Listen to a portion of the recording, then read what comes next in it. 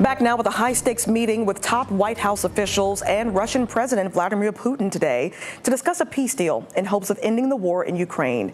Ukrainian President Vladimir Zelenskyy saying he's committed to the effort, but appeared to question Russia's intentions. ABC's Rena Roy has the latest.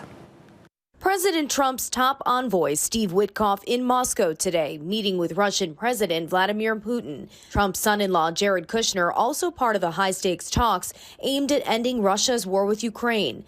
As lead negotiator, Witkoff presenting a modified version of a plan that was initially criticized for being full of Russian talking points. We've put points on paper. Those points have been very much refined, but as for the details, I will let the negotiators negotiate, but we do feel quite good, and we're hopeful that this war can finally come to an end. Ahead of the meeting, Russian state media showing Vladimir Putin apparently meeting with senior officers at a command post, talking up battlefield advances as a way of pressuring Witkoff to force Ukraine to accept the loss of its land.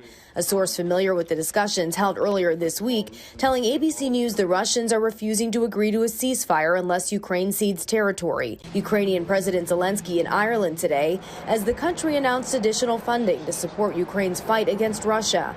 Zelenskyy says he spoke with Witkoff Monday ahead of the meeting, reiterating that Ukraine is committed to the diplomatic effort. The talks come as Ukraine sees more devastation from Russian strikes. This drone video shows smoke rising from an apartment building in eastern Ukraine. You can see shelled buildings and debris scattered across a soccer field.